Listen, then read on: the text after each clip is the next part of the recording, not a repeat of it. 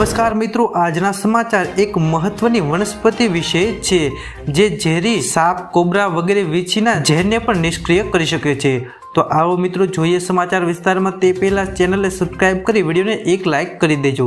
ચોમાસા દરમિયાન સર્પ ડંખના કેસમાં વધારો થાય છે। શહેરથી લઈને ગામડા સુધી અનેક લોકો આ સાપ કરડવાની ઘટનાઓમાં જીવ ગુમાવે છે। ખાસ કરીને જંગલની નજીકમાં રહેતા આદિવાસી સાપનો વધુ શિકાર બને છે। પરંતુ સાપથી બચવા માટે આદિવાસી એક પ્રયોગ કરે છે જે આજે પણ ખૂબ અસરકારક માનવામાં આવે છે। ઝારખંડ આદિવાસી પ્રભુત્વ ધરાવતું રાજ્ય છે।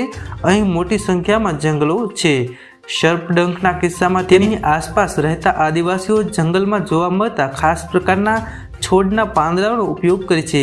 જ્યારે સાપ કરડે છે ત્યારે આદિવાસી લોકો ઈશ્વર મૂળના ઝાડના પાંદડા ખાય છે। તેમનો દાવો છે કે આમ કરવાથી 2 કલાકમાં ખતરો દૂર થઈ જશે અને ઝેર પણ નીકળી જશે। આ છોડ છે તે ઝેરને કાપી નાખે છે।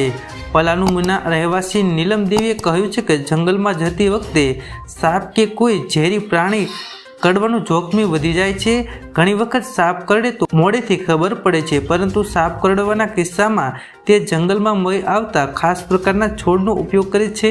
ઈશ્વરમૂળ નામના છોડના રસમાં એટલી શક્તિ હોય છે કે તે સૌથી ઝેરી સાપના ઝેરને પણ કાપી શકે છે। તેનો ઉપયોગ કેવી રીતે કરવો તે આપણે જોઈએ વિસ્તારમાં। વધુમાં જણાવવામાં આવ્યું હતું કે માત્ર સાપ જ નહીં પરંતુ વીંછી, ગરોળી અથવા તો અન્ય કોઈ ઝેરી પ્રાણીઓ પણ કરડવાથી પીડિત નિશ્ચિત થઈ જાય છે અને ઝેર પણ નીકળી જાય છે, તો ઝેર બિન અસરકારક બની જાય છે। આદિવાસી સમાજના લોકો જ્યારે સાપ પકડે છે ત્યારે તેના ઝેરી દાંતોને કાઢી નાખવા માટે ઈશ્વરમૂળ નામના છોડનો ઉપયોગ કરે છે।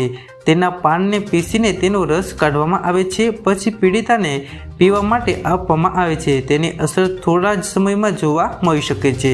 તેમણે વધુમાં જણાવ્યું હતું કે તે જંગલમાં મળેલા ઈશ્વરમૂળ નામના છોડને પોતાના ઘરમાં રાખે છે। તેનો ઉપયોગ કરવા માટે ચોમાસું આવતાની સાથે જ આદિવાસી સમુદાયના લોકો તેને પાંદડાને તોડીને તેને પીસી નાખે છે, જેમાંથી તેનો રસ નીકળે છે અને તરત જ પીડિતાને આપવામાં આવે છે। તેનો રસ પીવામાં એકદમ કડવો લાગે છે, પરંતુ સૌથી ઝેરી સાપના ઝેરને પણ બેઅસર કરે છે।